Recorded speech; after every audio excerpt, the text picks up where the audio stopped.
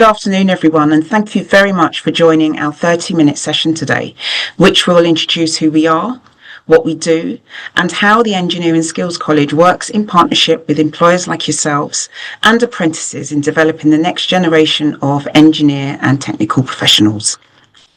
So just to let you know before we begin, this webinar will be recording for quality purposes.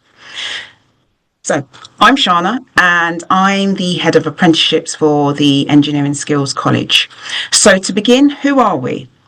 So we're the Engineering Skills College and we form a sub-pillar of the London Design and Engineering UTC.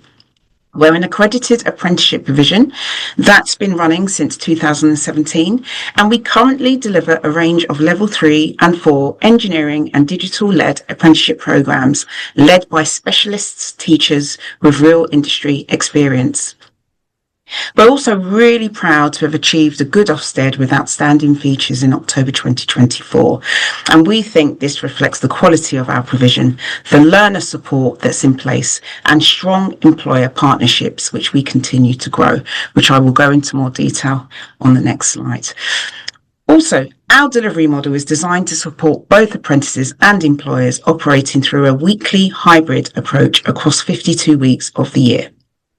So this allows our apprentices to develop the underpinning technical knowledge known as off the job, while still embedding their on the job workplace competencies successfully. As you will see, there is a link to provide you with more information below. Next slide, please. Thank you. So what makes the Engineering Skills College different? Well, firstly, our programs are shaped directly by industry needs. We specialise in engineering, digital technologies and design, ensuring that our curriculum reflects real employer requirements and current industry practice.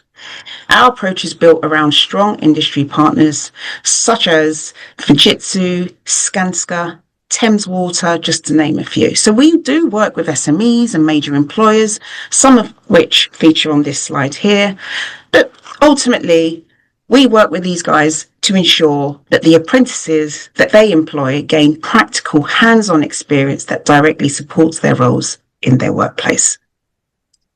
As you may know, apprenticeships also provide a more practical hands-on support for individuals who may not wish to follow a traditional academic pathway, which is absolutely fine. But what this does is it definitely helps to diversify entry into the sector whilst creating opportunities for a broader talent pool. What I'll do now is I will introduce you to one of our specialism teachers, Midya, who will give you more of an overview and an in-depth insight into the civil engineering environment. Thank you. Thank you, Shana. Afternoon, all. My name is Midya, and I teach the civil engineering aspect of the overall course at ESC. So before going into teaching, I work directly in the construction industry across structural engineering design and on live construction sites. My personal experience includes PT design, site setting out, QA, and handover management. I also completed a degree apprenticeship myself, actually, so I really understand the balance that apprentices are expected to manage from work, study, deadlines. I've also seen firsthand what employees expect from apprentices, not just academically, but professionally. So considering all of that, I think that really strongly shapes how I run my classroom. Next slide, please.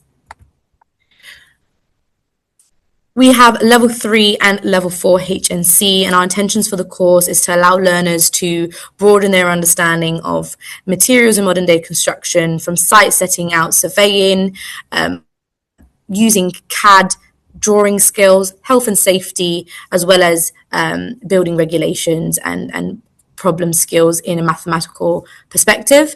Our level 3 apprentices, they will develop the knowledge they need to contribute meaningfully on site or in the office alongside getting a nationally recognized qualification, whereas level 4 learners, they're expected to justify their decisions, analyze scenarios, and link the theory directly to real engineering problems. So for our units, the level 3 units include 7 mandatory materials in construction, construction design, construction technology, health and safety, site engineering, which involves a practical element where the learners will be going on a site using a total station and setting out equipment to carry out their assessment. We've got further mathematics and construction in civil engineering. The optional units consist of management, so that's overall project management theory and application, as well as BIM, building information modeling, and highway management. Now, the level 4 units consist of 6 mandatory design project, which is Pearson led. So Pearson's, which is our exam board, will provide a brief, which they are expected to design as per client requirements. Unit 4 is construction environment, science and materials, which is similarly to level 3, but on a more advanced level. Mathematics for construction, civil engineering technology, and structural design principles, where we're looking at, beam deflection, beam design, UDLs, as well as our optional units, Unit 2, construction technology, as well as digital applications, which again, as Shana said, involves our digital specialists here at ESC. So why do employers value our approach in the classroom and academically? So we really emphasize behaviors that mirror the industry. So ensuring that our learners provide clear technical communication, a huge emphasis on terminology, not just in our lesson time, but in their assessments, accurate use of drawings and data. So they're learning how to use industry standard software from Revit and BIM and applying them into their assessments, evidence-based decision making, and accountability for deadlines and quality, which again would be mirrored in their workplace. Next slide, please. So assignments, feedback, and academic integrity. How are we ensuring that we are keeping to standards academically and as per our Pearson's exam board?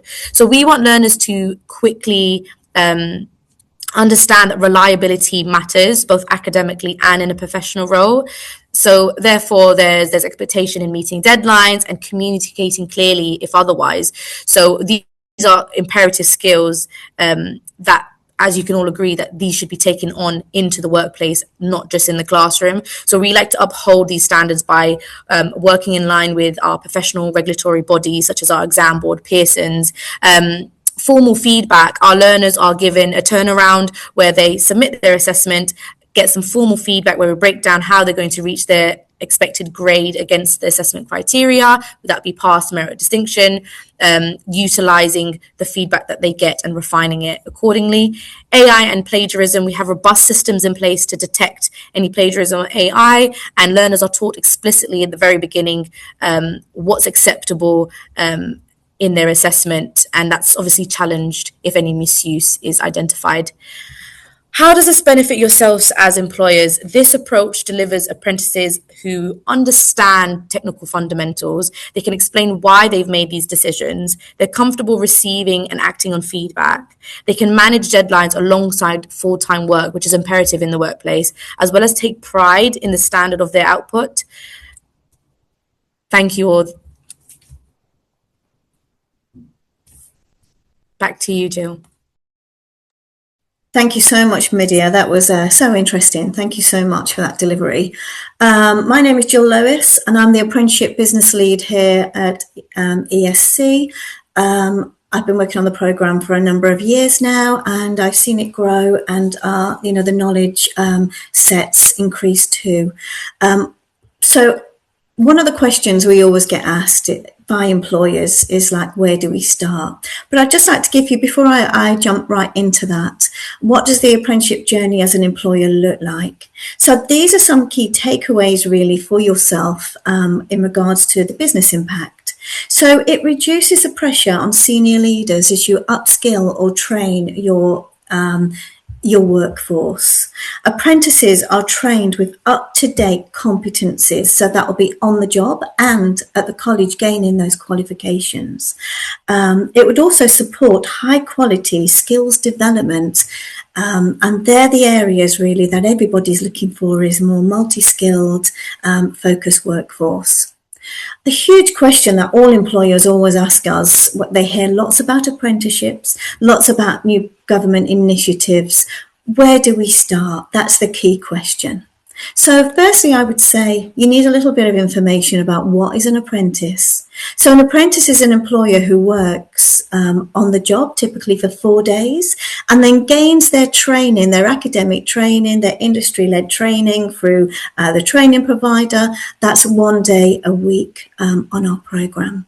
You would have full support from the training provider during the end-to-end journey from the beginning of the onboarding, possibly recruitment, right through to them gaining their professional qualifications at EPA, endpoint assessment. Why consider an apprenticeship route? Because it strengthens multidisciplinary your talent pool, gaining practical and the theory skills that anybody would need in the industry. A great investment in the growth of your company while shaping future talents with support from central government to help fund that. So it's a great way to upskill or skill the next generation of employees. Who can be an apprentice? So you could have a new employee, so someone that you recruit, especially to join the apprenticeship program, or it could be an upskiller, so someone that's already working in your industry, in your organization, who wants to gain professional qualifications. The age limit will be, there'll be no upper age limit, but they must be 16 plus to start. Next slide, please, Candice. So I would say if this is a consideration for you, you're looking at the apprenticeship program, what do you need to identify in your company, what your company needs? So current employee, look around at your employees that you currently have. Is there anybody in there that wants to upskill and gain these professional qualifications? They can stay in their role and then join us 1 day a week on our varied apprenticeship programs. Today the focus is civil engineering senior technician at level 4-2. So 1 day a week will be a blended learning approach, and further to that, the employee would create what we call a digital account on the digital account service. And once that's created, it's very simple, but we will be there to support you with that. Then we can link our accounts to yours, and then we can then draw down from your funding. So a new employee would mean you would be hiring an apprentice. So you would advertise a position, defining responsibilities and progression, just like you would any other employee. We can also support with that. And just follow your company recruitment and onboarding protocol. You'd have to commit to the off-the-job hours training, which is mandatory, and that's at 6 hours per week minimum. The employee creates an online, an account with a digital account service. Again, support will be given where you need that. So the 2 questions additionally to ask yourself when you know the where to start question. The other question would be, are you a levy or non-levy payer? You may have heard those terminologies. Are very, they go around now in the apprenticeship world. But what does that mean, and what does that look like for you? If you were a levy payer, that would mean that your company is earning £3 million. So it has a pay bill of £3 million or more, and you pay a mandatory 0.5% towards a skills and growth levy. The levy fund will then be uploaded into your digital apprenticeship service account, and then you can use that to fund training within your organisation. Training providers will then draw down that funding each month to pay for any courses that you sign up to.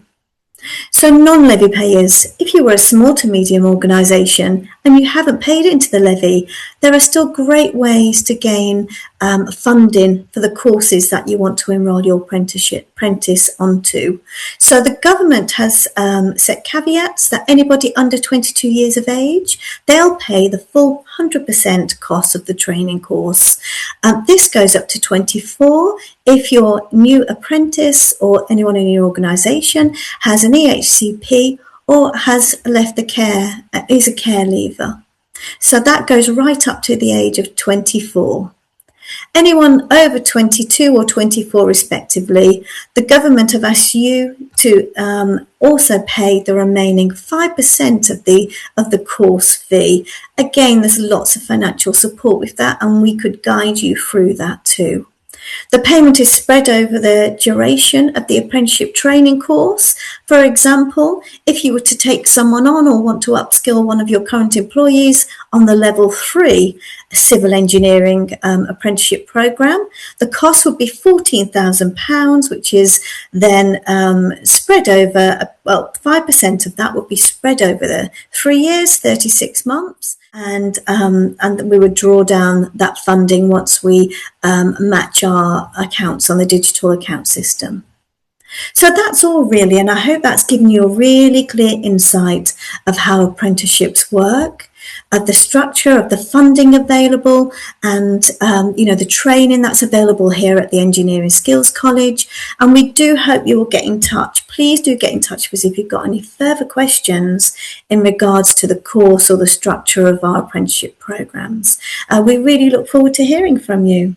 Thank you very much.